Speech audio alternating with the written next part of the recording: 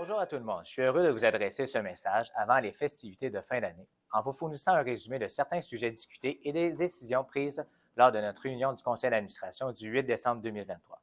À l'issue du vote électronique, Kim Julie Levasseur-Boulay de l'Abitibi-Témiscamingue a été élue à la majorité avec une participation de 16,27 pour la région électorale 1.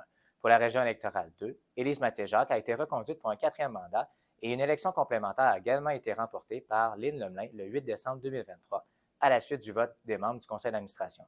Toutes nos félicitations et un grand merci à toutes les candidatures et aux électeurs et électrices qui ont participé à cet important exercice annuel.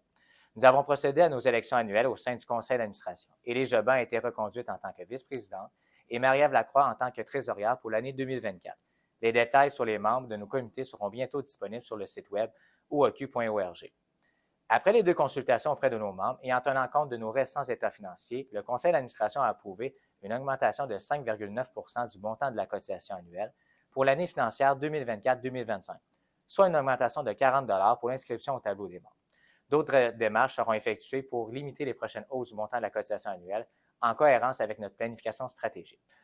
En novembre dernier, l'OAQ a lancé sa tournée dans la région électorale 3 couvrant les régions de Laval, de Montréal et de la Montérégie. Cette première phase a permis de rencontrer près de 300 membres sur le terrain pour des échanges fructueux. Cette initiative a été rendue possible en partie grâce au soutien financier du groupe ERP, que nous remercions pour leur confiance. Voici un des premiers exemples que l'OAQ a mis dernièrement pour diversifier les sources de revenus en cohérence avec sa mission. Pour les régions électorales 1, 2 et 4, je vous invite à suivre les infolettes de l'OAQ à l'hiver et au printemps prochain pour connaître les prochaines dates de rencontre. Le conseil d'administration a décidé de reconduire l'ADINDA visant à reconnaître les heures de supervision des stagiaires en ergothérapie. Cette mesure restera en vigueur jusqu'à l'adoption du règlement de formation continue qui sera analysé prochainement par l'Office des professions. Une adoption de principe a été prise par le CA lors de cette séance pour soumettre le projet de règlement.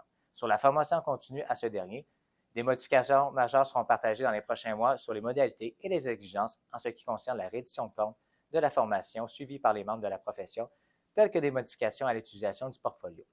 Nous vous retrouverons à l'issue de notre prochaine réunion du conseil d'administration prévue le 26 janvier 2024.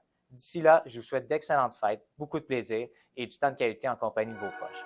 Bonne année 2024.